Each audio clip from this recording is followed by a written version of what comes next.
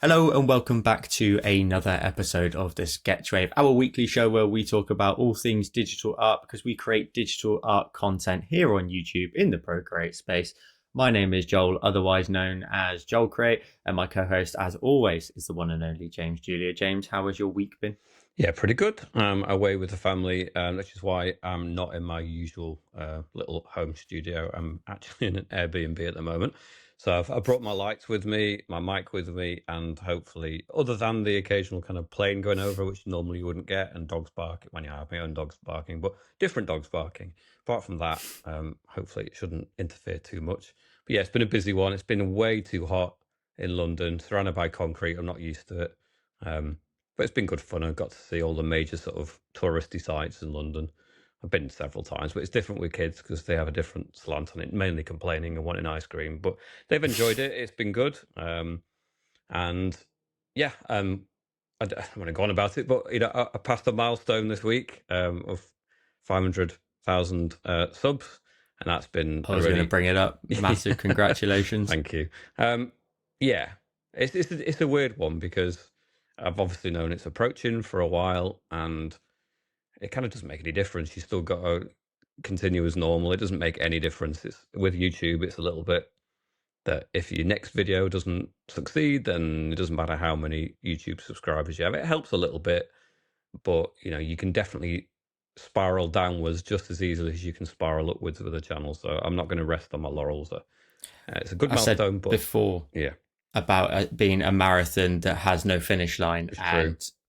But at the same time, I said to you during the week, you've got to really take that moment in for what it is. Like hitting 500,000 subscribers on YouTube is massive, really, for any niche, whatever it may be. And the fact that you're in such a niche as well of just digital art drawing on one app, it's absolutely nuts. Yeah. But for me, it's awesome to see as well because you're raising the ceiling as well. Like, yourself, Flo, all the big names. Yeah. You're raising the ceiling. You're showing what still is achievable in the space and what everybody else can target towards. But it's a massive, massive achievement. So congratulations. Thank you.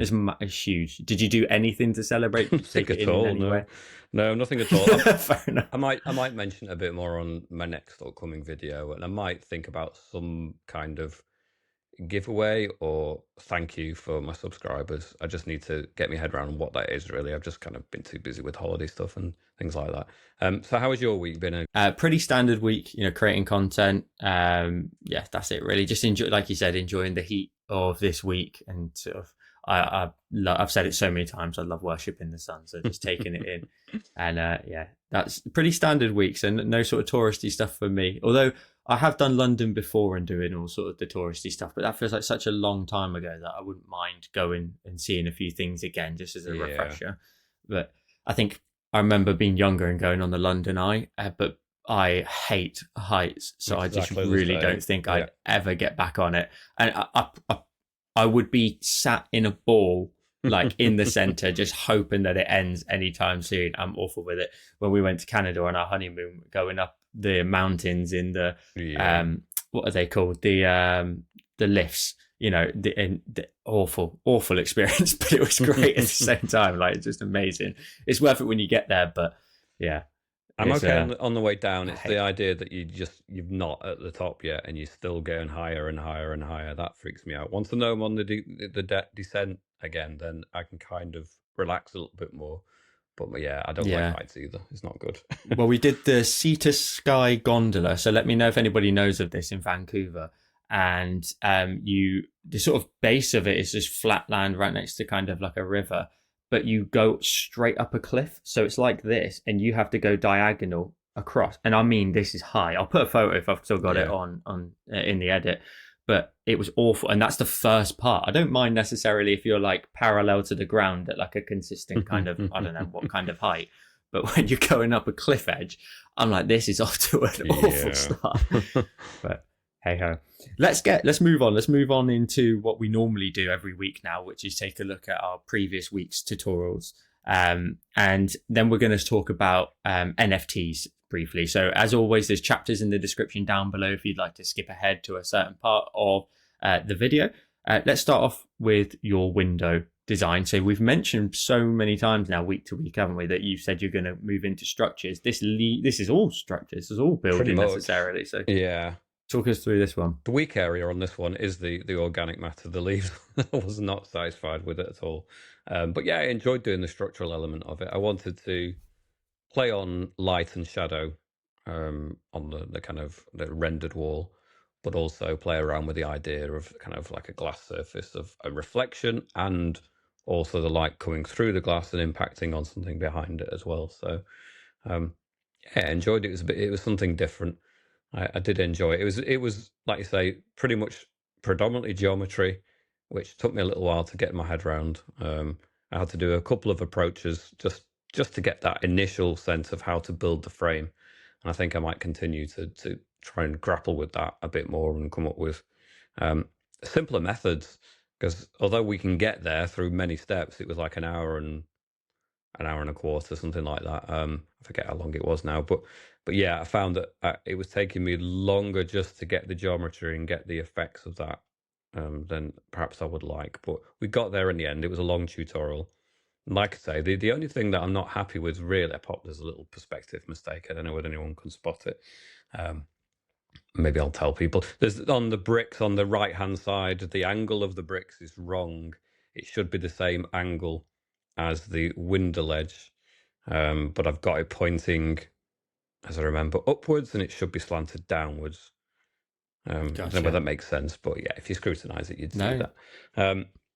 But yeah, the thing that I didn't ultimately find that easy or like about it were the ivy leaves on it, really. I've used like the rainforest brush, and it just, it works when you're doing like dense organic landscapes. It kind of helps build texture in there, but when it's an isolated detail on something that's otherwise quite sharp, the window's sharp, and the frame is sharp, and everything else is quite in that sharp area, then to have something kind of fuzzy and a bit suggestive of leaves just didn't work.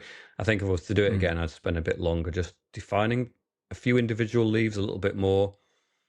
Leave some of it quite suggestive with something like the rainforest brush, but then just have one or two that stick out and kind of there as a little bit of a contrast to that as well. But I mean, quite self-critical. But yeah, I mean, I knew I struggled with it, so I know that as a tutorial, it's the one area that people might get a little bit, but it was worth it just to go for the other effects of the window. I enjoyed doing that overall. So. Yeah, I mean, I think it looks fantastic. I love the fact you've chucked a reflection in there as well, because it makes it like a 3D space, if that makes sense. You're not looking at just a wall and a window. You can also see behind you as the person looking at the window. So it adds like another level of depth to it. My favorite part of this is the shadows that you cast across the wall based off of the green on the ivy on the wall. The shadows just look so cool. It adds such an awesome like lighting design to it. Fantastic. Okay, am I seeing the soft airbrush in the curtains as well on the inside? Yeah. I mean, it was the medium, the soft brush and the medium brush, but airbrushing, it's always a bit of a fallback when I don't need a texture and it's just to get a suggestion of something in there without the need for any fuss in it. Then I will fall back on the airbrush. It generally does the trick. But yeah, there weren't too many brushes on it. There was. It was the rainforest brush, the airbrush, and there was another texture now which evades me right at this moment. Anyway, they'll have to watch it if you want to find out what the other brush was, because I've completely forgotten. I've got a brain like a sieve. So check it out, have a look, and then you'll find out the other brushes. There weren't too many. It's one I'm gonna watch through, because I'm really curious how you did like the grain in the wood, how you went about your approach for the windows, whether or not they were just gaps and you just filled in the gaps, or did you create a layer in the background of, say, curtains to start with, and then like put it as a layer underneath and then just put the frame in front, so covering up certain aspects? Or again, did you just fill in each individual panel of glass there with its own individual styling, lighting, and so on? It's an interesting sort of way to see how you've done it. So I will take a look to see that process, but also the grain, like I said, in the actual frame itself. Something like this, I think, it's such a granular sort of texture material, and to try and like show all of that Mm. groove and age as well in it is really kind of tricky. And sometimes I personally am very guilty of zooming right in, which is not good because you don't get the general impression. Sometimes all you need is the general impression. Yeah. So yeah, it's awesome. I really, really like Thank it. you Again, the very much. light, I love the blue shadows against kind of the warm stone, just looks awesome. Nice balance of everything in there. It was a little bit of a repeat of a slightly earlier, a couple of earlier tutorials. I've been playing around with the idea of Okay. really cool colors in the shadows, and then really vibrant sunlight effects in the light areas and that contrast. I really like that contrast of shadow and light. So yeah, I may do a few more of that before I get bored of it. I think this one you could definitely do a winter version of this in exactly Yeah. the same. You could, I don't know. I remember we spoke about my cabin in the woods, Yes. whether or not you could duplicate it and literally reuse it again, but adjust colors, or just go for it again, but with snow on the ledges and on each individual part of the frame as well. It could have a little bit of sort of something there, but light coming from the inside outwards with that kind of like warm, cozy feel to it. That'd be really cool to see a different version of that. Yeah. So tell me about your one anyway, because you've got another kind of fantasy themed one with planets and really cool lighting effects on that. So tell us about the approach and thoughts around that one. One, I wanted to make something sort of space themed. They typically do very well on the channel, and I didn't want to go too heavy into it, but also mess around with using different brushes to give off different styles for like the textures on the land. So like the second layer back, so not the foreground that's blurred out, the actual main kind of focal area, the blue land. Yeah. It's using the twig brush just to illustrate some of like the contour and fall off of the Right. rock and how it slides down towards the ground. So just practicing, really just accenting the bits that are highlighted and leaving the rest as like a solid shape. And then just, I really wanted to go to town really. And just, as you can see, almost every color is in that design to some degree. And just, I think sometimes I like to lean a little bit on the experimental side to experiment with how it may be perceived later on like the thumbnail. If something's brighter and more saturated, I typically think it does well. Yeah. This, as a general, kind of leans a little bit towards the darker side, but more the saturated side. Sure. I've always loved doing this kind of layered, simple kind of design front to back. I've got a couple like that kind of lined up at the minute, because one thing I also want to always try and do is, the channel when it first started had very simple designs, very simple kind of layers from which gave a sort of paper cutout kind of style, layered paper style, I guess, if you want to, without the 3D effects, but like layered backwards in a simple way that beginners can see it and think it's something that they can tackle. Yeah. And I always want to try and I actually, Mrs. Create also says the same thing to me all the time. She's like, you do have to constantly make a balance. You have to make things that are pushing you and your individual skill set, and trialing different things, maybe like the cottage design from previous weeks, or doing some more simple ones. And I always want to make sure that my playlist, for example, where I've got like one that's say perfect for beginners, I'm not abandoning it. I want to make sure that, first of all, I'm not abandoning that audience type as well. Sure. The people that start off with that, and people can build up occasionally to what they want to, and most of them, I imagine, then move on to tackling some of your stuff as well, like when tackling that kind of step up towards that level of detail or that realism or whatever it may be. And I always want to make sure I keep going back and adding one, which for me, this one kind of falls into it. There's a lot of kind of simple shapes to a degree, and the fact it's a futuristic kind of planet style design. Everybody has a little bit of kind of leeway to kind of create the world that they want. If they want to change the rock faces to something more angular, maybe even leaning over, or even an archway in the middle or something like that. Yeah. There's so much freedom there to do exactly that. And just messing with gradients, the sky being the background, that's a gradient. The gradient actually on the surfaces of the second layer back and the ones going even further back. So yeah, just had some fun, nice, colorful sort of planet design. Again, trying to mix the simplicity with planet and space theme, and a little bit of fantasy as well. Very nice. I really like the green contrast with the kind of warmer colors. It's a really nice color scheme. So what's the texture on the mountains? Is the twigs brush, do you say? Yeah, so it's under organic, and It's great because it's like I don't know if you've ever used like a dry ink brush, but it's like that, but maybe like 3 or 4 of them side Right. by side. So you can draw a line, but it seems to scatter at the same time. It's really odd. I urge you to sort of play with it when you can. Mm. But to follow it down like a surface, you'll create like 3 or 4 ledges in one go kind of thing. Right. And by sort of adjusting your rotation as you make your way down, not like in a barrel kind of roll or that kind of rotation, but as you make your way down and you curve maybe back on yourself, the lines then squeeze into each other. Right. And then if you start by going top to bottom, they'll be nice and wide. And then as you sort of twist off to the side, they'll get really tight together. And then if you come back down again in Right. a top to bottom way, Yeah. they'll expand again. So you can have It's fun. more Just tilt, like, is it then? I guess the tilt of the more tilt. Yeah. A little bit of tilt in there as well. But yeah, I had fun with it. Just blending out the accent lines there, and just another one that goes into that kind of beginners style bracket that I hope people can follow. The one thing I enjoyed the most was just the foreground, which is blurring out that little bit of land using the black brush and just creating very simple nods to that there's some sort of rocky surface that we're here in front of. If I was somebody, and I did experiment with this in the practice prior, who drew subjects more often, I would definitely put like an astronaut there again or something like that. That would give it so much more sort of focus, rather than just making the landscape do all the work, But there's quite a lot going on. Something there. I need to With work the planets, on. I think there's a lot going on there anyway. I don't think it necessarily seems empty of details. I think that it's quite a good balance compositionally of different things going on. But you could always add more, I suppose. Yeah. That's the thing, isn't it? It's working out when to stop and what's the goal, like I said, of the video.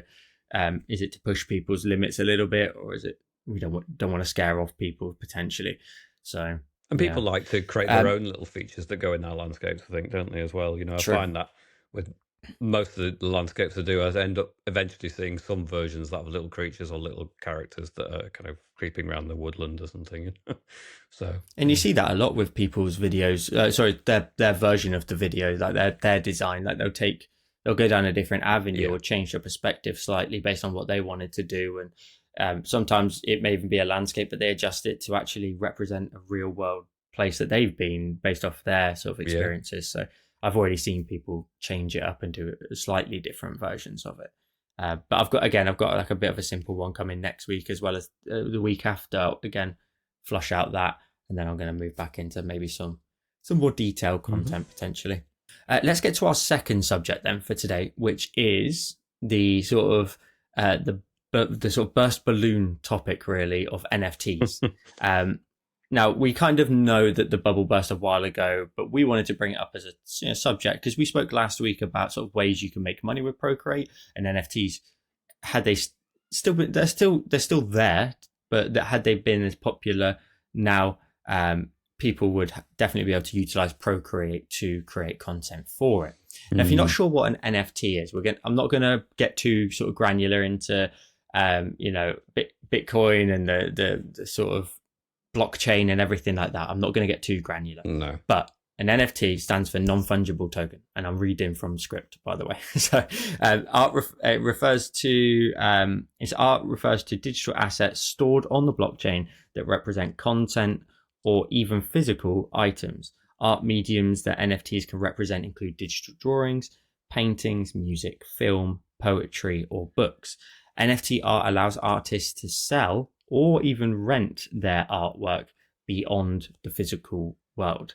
Now, back in 2021, when the technology sort of came about, the space of NFTs was there, but it hadn't yet exploded. So in 2021, the space itself was at $17 million. Million is the important part in this one. Only a year later, when everybody was talking about NFTs, the space boomed to $24 billion, which is insane. Again, with a B, that's very important. But the whole concept of NFTs was a tricky one for a lot of people to understand, get their head around. The whole idea of selling an image and buying it from someone for a ridiculous amount of money, when a lot of people would then say, I can screenshot that and then I've got it on my phone. All of these types of conversations.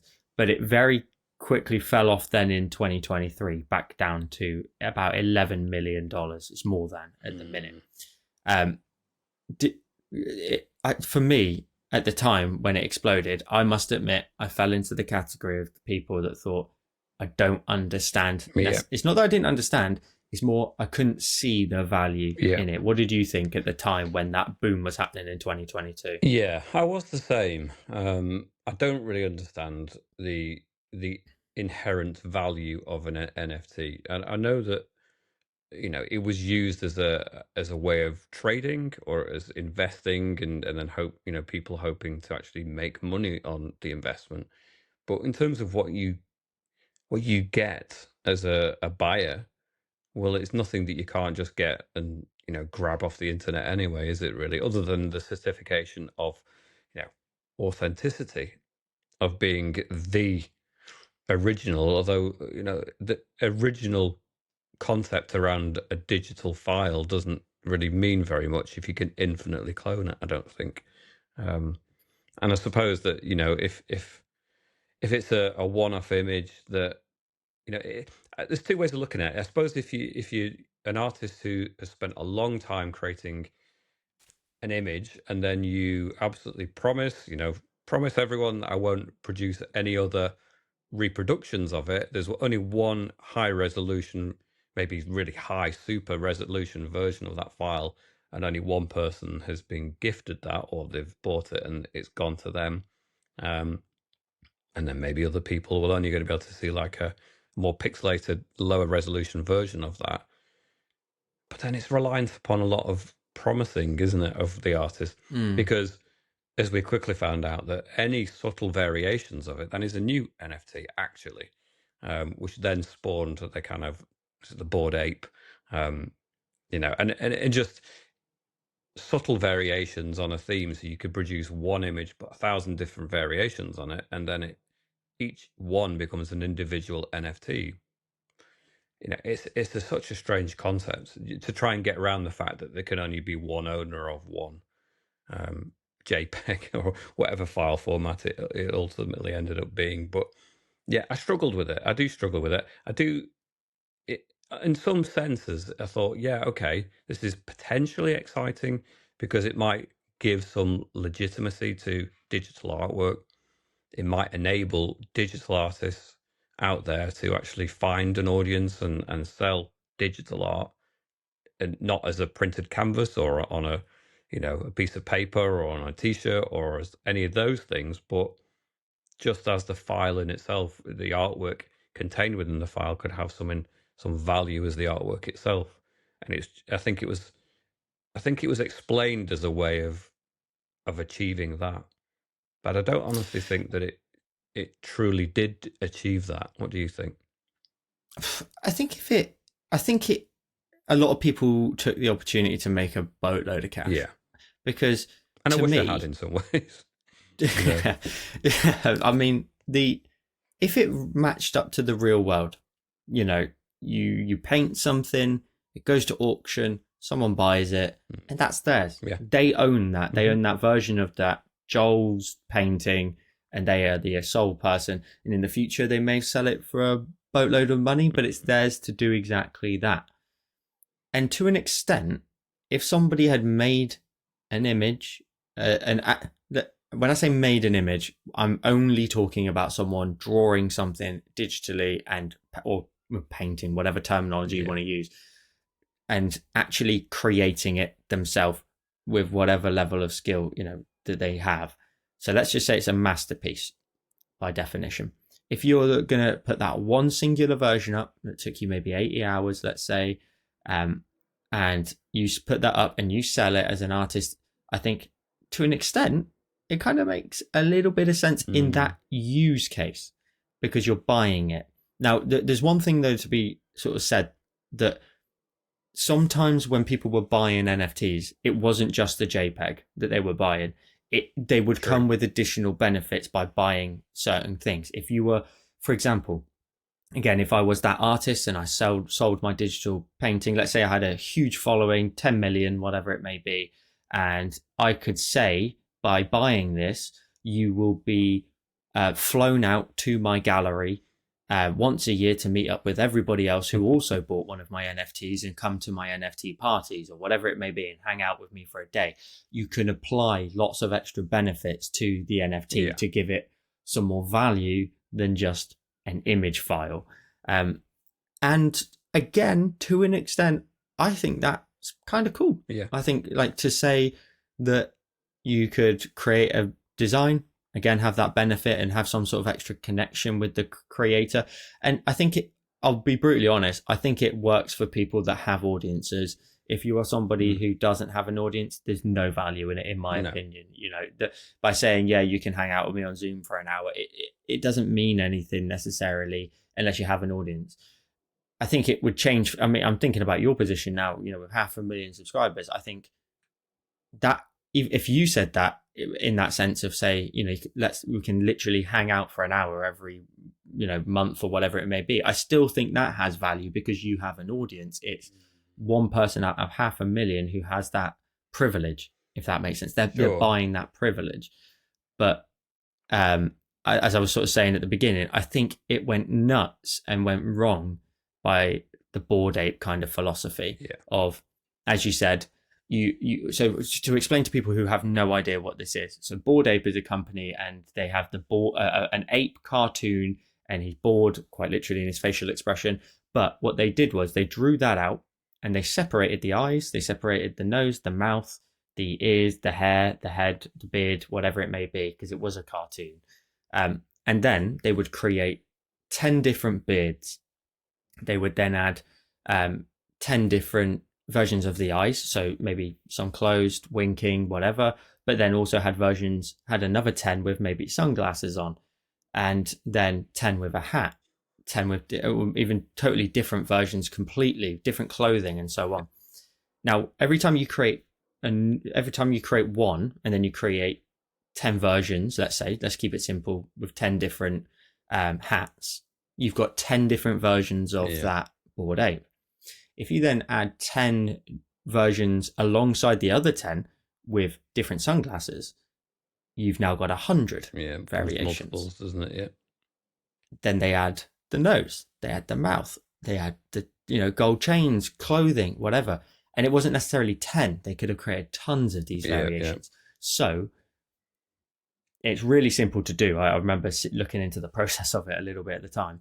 But you go into Photoshop, you say, these are all my noses, these are all my eyes, these are all my hats, generate. And it will pick each one and it will make sure it's completely random, as in it will create all the possibilities out of all of those elements. And you end up with a folder on your laptop or whatever with 10,000 variations. And that's what Bored Ape did. They created a lot of them. Now, some people, for some reason, would say, well, the one with the red hat, with the red t-shirt and, you know, the gold teeth is the one that is, you know, rare for whatever reason. Or you could actually create specific versions that there was only one with gold teeth or one with a supreme hat or something like that. But it could so be those like ones an will have a avatar little for bit a more money. person, can't it? If it look, somehow you dress it up to look like you or some kind of avatar for yourself. Yeah. Exactly. And some of them were selling for crazy money. Justin Bieber bought one, which was valued at 1.3 million. Now, I don't know if he bought it for 1.3 million, but it is his. It was valued at 1.3. It is now worth around $60,000, which is a terrible investment. And only a celebrity, a celebrity of such scale as Justin Bieber is someone who can get away with that to a degree. And I genuinely, I feel pain for these people, and maybe for the other people who actually were real everyday people, but had some money saved up and bought one thinking, I can sell this in 10 years for some money. But by the following summer, it was already gone. So I think that explosion of 10,000 variations of this, and it didn't stop with just Bored Ape. Everybody was doing it. You'll have somebody with a variation here, there, and everywhere. You know, you'll have different animals. You know, it could be a monkey, could be a turtle, could be anything, with different variations. I mean, it was something that I was approached by. I mean, it was I can't remember the context in which they actually approached me, but they messaged me and presented themselves as someone who was an expert in cryptocurrency, because obviously all of this is wrapped up, and in the cryptocurrency is integral to this really. Ethereum is the kind of the engine that kind of keeps all this going, doesn't it, with crypto, with NFTs. Um, and they approached me on the premise that they were trying to sort of manage me through the process of like we could work together and we can create NFTs, and it was a way that you could generate lots of money in a relatively short time with minimal effort. And I thought, well, I wasn't necessarily going to represent myself as an artist. It wasn't going to be under the banner of James Julier. It was just I was an artist who was creating these and we worked together.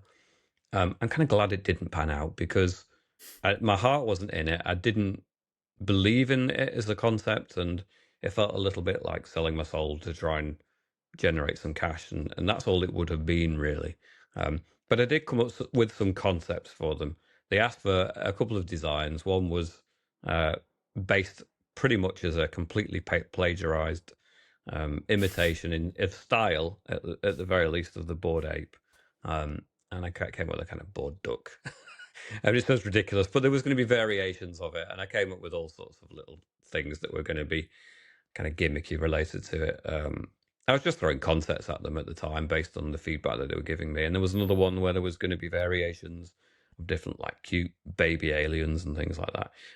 But it never amounted to very much really, other than just the initial concept. And I'm kind of glad it didn't. I mean, if I was sat here as a millionaire, I might be feeling different about it having done it.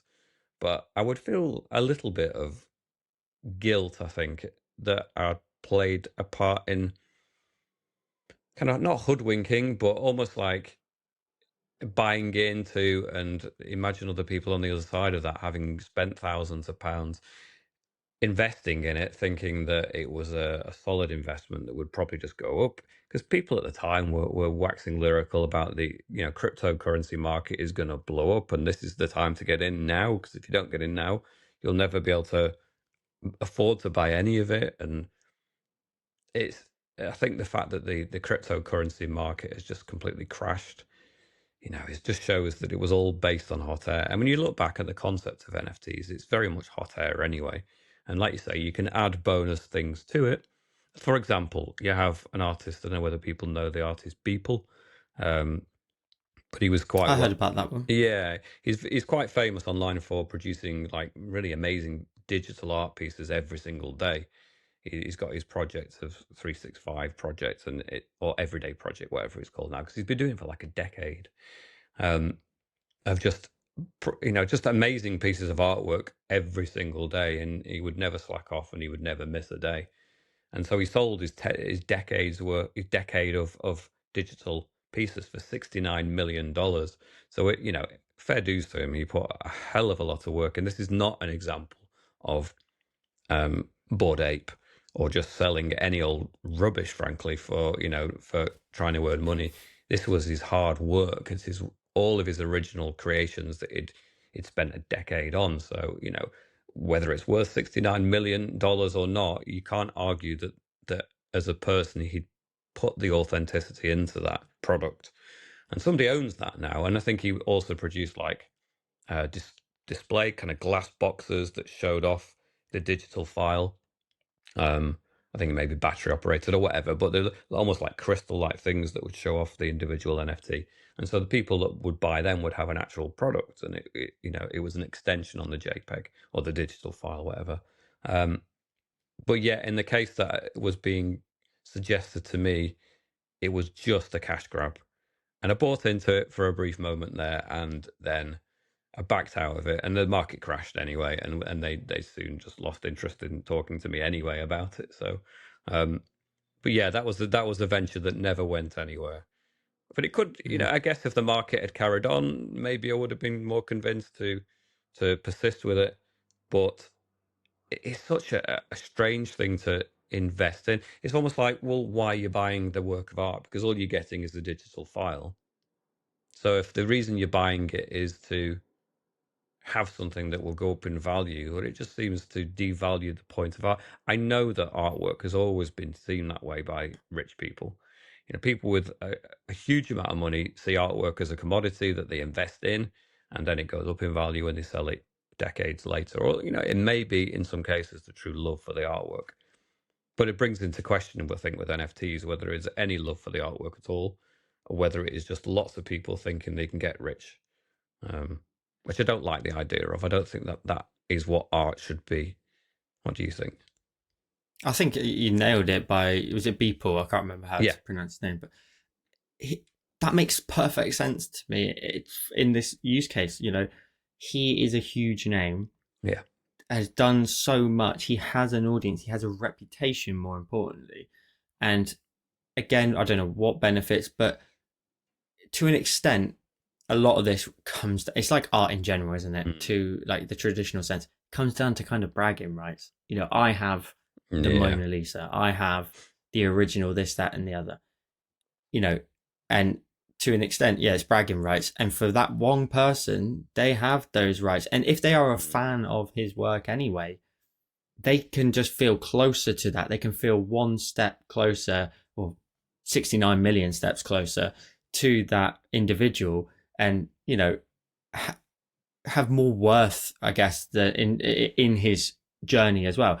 And to be honest, if you think about it from the artist's point of view, it simply just expands his reputation even further.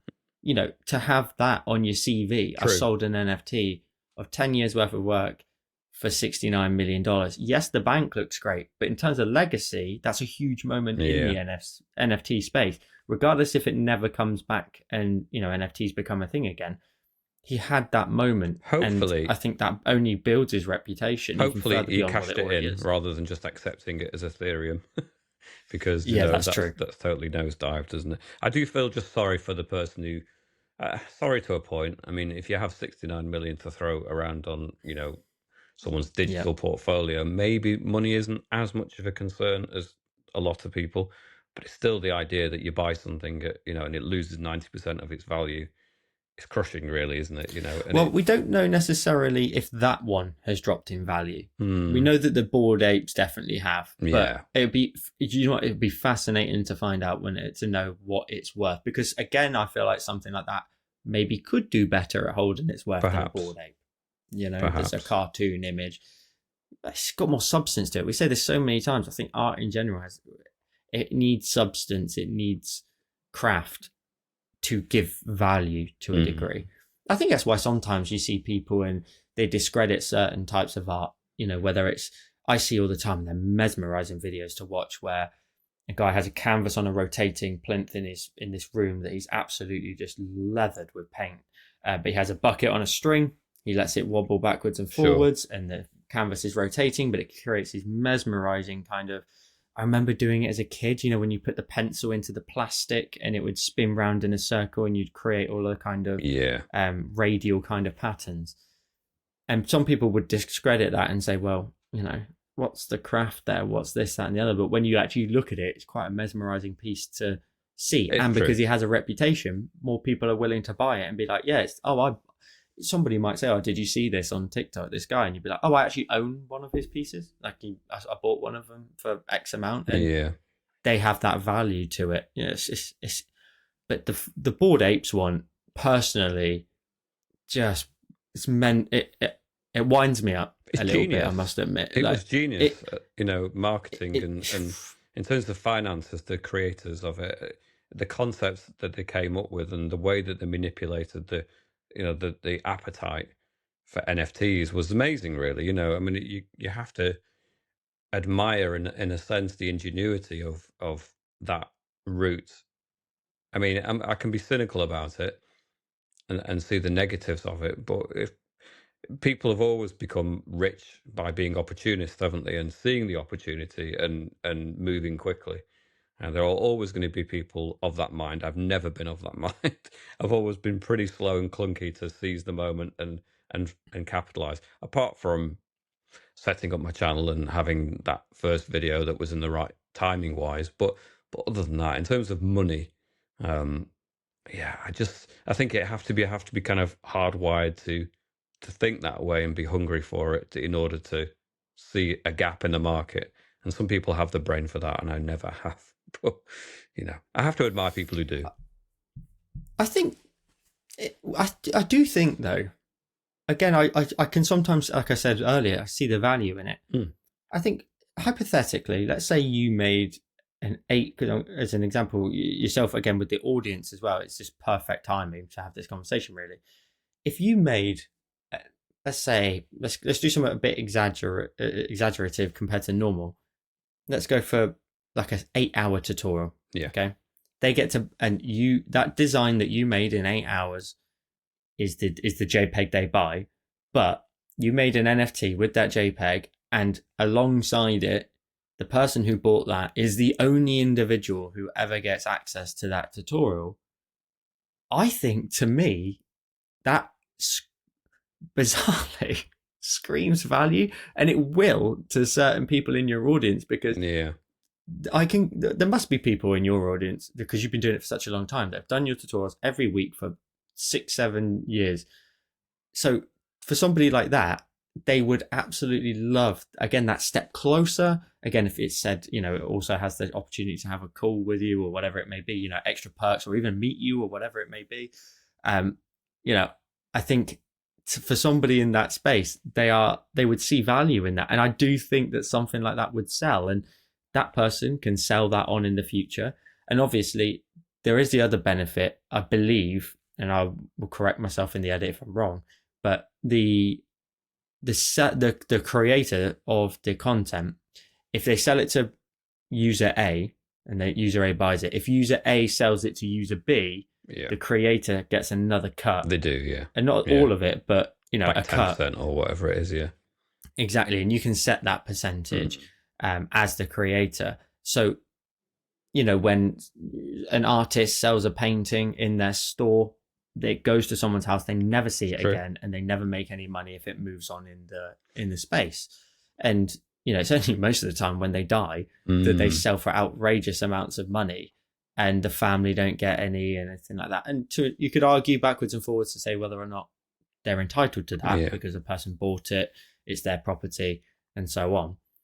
But at least in the NFT space, it would give a creator the possibility of making, if they continue to work hard and expand their reputation and grow as an individual, then it gives them some nice opportunity to make some additional cash in the future. Which then I guess you could even argue, be like, well, if they've made such a reputation for themselves, and you would imagine that the finances would come along with it, do they even need that at all? So I'm playing devil's advocate to my own points, but there's so many things you can sort of spitball about the whole situation of trying to work out where you find the most value in NFTs, if any, really. I mean, okay, let's say that example I gave, you made an 8-hour long tutorial, 8-hour long design, you sell the design along with this one tutorial.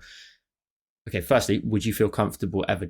And I am not putting this into the universe. If somebody comments down below, and well, first of all, it depends on the money. But if someone in the comments is asking for that content, fine. But I'm not putting it into the world. What I'm saying is, would you ever feel comfortable? Let's say you were going to do that. Would you? Well, first of all, would you feel comfortable doing that? Do you feel like there's any value in there enough for you to say that makes kind of sense to me? Possibly, but then it does become prohibitively expensive at that point, especially if for us, if we're talking tutorials. I think the vast majority, I mean, almost maybe exclusively the people that following tutorials are the people that just have a passion for the doing of it, not necessarily the buying of digital art. Is perhaps two different markets there. It's not to say that I see no potential in an NFT like product. I think this was just experiment one, perhaps, with NFTs. I think maybe in years to come, whether how connected it's going to be to cryptocurrency perhaps is another factor. The problem is with the connection to cryptocurrency, people buy it because they think it's an investment that will multiply in value because the crypto market is going up, and it's like generating value out of nothing, isn't it? But that relies upon cryptocurrency market continuing to ratchet up. If you disappear the crypto aspects of this, and it's just about the commodity as a flatline value, how is it going to become more valuable? Therefore, why would people buy it? It without that essential link to the crypto, it doesn't make a lot of sense as an investment for a lot of people. And I think the concepts around the item, they kind of from a producer or a creator, getting that backflow. So every time the commission, every time it's resold, you get a little bit of a cut on that. I think these are concepts that are really interesting and work. I just don't think it's found its correct home yet. I think that people, it may be the crypto market finds a stable footing where it does continue to ratchet up, but it's not at crazy levels and it's not volatile. If it gets to the point like the stock market where, you see increases of, if people invest in the stock market, for example, will expect maybe 10% increase in their assets every year on average. If you invest in like the America as a whole in terms of its stock value, and maybe that more predictable smaller increase in value might create the stability required for it not to be just a flash in the pan thing, and then maybe it could move forward as something that could find a proper foundation and stability for it to make more sense. Like you say, there's added value that can be given to it. I can think of concepts, I can, that would make it work. I'm just not quite sure how I would make it work for me, really. It's a difficult one, isn't it? I think as a tutorial producer, I don't think it would make a lot of sense. Because most people who follow us, and I don't imagine there's too many billionaires or millionaires out there following. They might be absolutely wrong. I tend to imagine people are like myself. If I'm interested in something, then there's more people that are like me following it. We may have a very quiet legion of millionaires following us. Who knows? In which case, commission me, It please. doesn't necessarily even it doesn't even necessarily need to be millions, though, does it? I mean, No, hypothetically, if you did that concept that we spoke about to keep it as what we're talking about, if that sells for 10 grand, that's an but I see amazing that as a lot of money. accomplishment in its I own. see that as a lot of money for a JPEG somehow. Well, yeah, still, but yeah. Well, we get back to the balance of Yeah, what's value and what's it's not true. value. Yeah, mate, But then, I but then, if you spend, if you see a canvas in an art gallery, and it's big and it's detailed, and someone's clearly spent hundreds of hours on it, or dozens of hours on it, um, seeing a price tag of thousands, I always find it difficult to justify that level of price for artwork. But it's not that unusual in that instance, is it? In that scenario, you would see yeah. big traditional oil paintings, acrylic paintings, whatever it is, sculptures that is definitely in the thousands category. Um, and we should value digital art, I suppose, but it's hard to associate it, I think, with a one-off individual item when you can duplicate it a gazillion times. Um, where is the value? The scarcity is the value of fine art, I think, in many cases, and it's the one-offness it is. Um, shouldn't be, but it is. I wonder whether or not the concept of time yet hasn't played into the benefit yet of NFTs.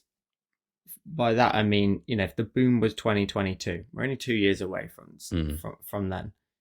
If in 20 years from now we end up recording these shows in VR and everybody lives in VR all the time, and you then have the possibility of wallpapering your wall with your NFT you bought in 2022, and only you can do that, then, if everybody's in this new world that we make, digital world, then to an extent at that point, maybe there's some value in it because you held on to an asset and maybe it will appreciate at that point. It, I'm really trying to play devil's advocate and think of ways that things can, ways that it could work. Maybe in, again, 20 years time, they do go up in value. It's not so much the value, maybe in terms of a monetary thing, but in terms of just a source, these items that are no longer available, they stopped doing the original set of Bored Apes, we keep using them as an example only because it was like one of the biggest kind of named kind of collections. but again, in 20 years time from now, you open up a virtual art gallery with your content, and people pay to come to your gallery. I don't know, maybe there's some sort of future use case for them, but Yeah. you locking them down now. And a lot of time these paintings all grow over time in terms of value, don't they? Like, all of these paintings that we all know and love, the real famous ones, their value has just skyrocketed the longer they're in existence. And again, as I said earlier, when the artist passes away, majority of the time the work can be magnified in its magnified in its Yeah. value, because they're a limited source now Mm. of paintings, because the artist's no longer here, kind of thing. So, I think but I think it's I'm gonna say it. go on, say I'm it. gonna say it. I think it's dead anyway. I think it's completely dead, because we live in a world now where AI is just taken over and you can create whatever you want. And I am so, do you know what? I actually don't feel sorry for saying it this week. Mm. I've said AI, and it is what it is. Yeah. But because we live in this generative world and you can make any image like that and it can look fantastically detailed, and you have people that are extremely skilled with prompt engines to make something even more detailed than what I could make with an image generator. They really get into areas of it, change all sorts of focal lengths of the camera, taking the actual photo of whatever you're looking at. Really skillful people. Do we end up having to open up a new sort of discussion again of like, well, do these NFTs now need to be AI certified or uncertified, if that makes sense? Becomes to say, was this created and generated, Yeah. or was it actually crafted? And then I guess you then end up having to show how you made the work adds to its value, much like when we our tutorials are time lapses most of the time anyway for our work, but that we can see it, at least how it was made. I agree that junk NFTs are dead. The throwaway variations on a theme that are minimal effort, and it's just the gimmick of people buying them in order to have something that increases in value. People producing thousands of just slight variations. These throwaway NFTs, that market I think is gone, and good riddance. But the core concept somehow of how can you give value to digital art, I think hasn't necessarily gone away. And it might be something that percolates kind of around for a little while, and people come up with more, like you were saying, in ingenious ways of actually building upon that. I think the junk NFTs are gone, and I think that's a good thing. I celebrate that, because they had no reason to exist anyway, really, other than as a method for people to try to get rich and ride the market. But yeah, I think it's an interesting concept. It would be interesting to see what it looks like in, I say 5 years, I mean, even a year at the rate of change at the moment with AI. But yeah, certainly in a couple of years, it would be interesting to see how they've managed to survive the current changes that are happening, because there's big changes happening in the art market now with AI and other things. But yeah, AI is going to be so transformative of everything that we do as artists that it's hard to know how something like NFTs could even exist, really, isn't it? I think authenticity is going to be the answer. Absolutely. And I totally agree. And when it comes down to people who probably will be fine as long as they have a name and a reputation anyway, and then to try and build upon that to give that behind the scenes authenticity a bit closer to the artist, that experience exactly as you kind of spelled out. I think that is a use case for NFTs, building upon that as a platform. But time will only tell on that. Hopefully there's something, because I think there was always definitely something interesting in that. I am hopeful that something could be built on it, but it won't be the throwaway junk NFTs anymore. They have to have died, surely. But we'll try our best to make sure that they are. Yeah. Guys, if you're watching and you are pro NFTs or anti, let us know in the comments down below with NFT and then a thumbs up if you're pro, or a thumbs down if you're not a fan at all. And we'll make sure to check out all of the comments on the videos. Yeah. We love it, by the way, guys, when you comment on the videos with these things that we keep right at the end. I love it every single time. I see all the emojis for that week, and the first one throws me off every time. I'm like, why is there a frog emoji? But I asked for it, but it was a week ago, so I've totally forgotten. James, thank you as always for an awesome conversation. Guys, we are trying to hit 1,000 subscribers come on, guys. by Halloween. And we're crawling towards it, but we are making our way towards it. So if you want to support the show, the best thing you can do is subscribe to the show. And again, let us know in the comments down below if you're pro NFT or anti NFT. We'll see you again next Tuesday. There's links to all our socials otherwise in the description down below. And we'll see you in the next one.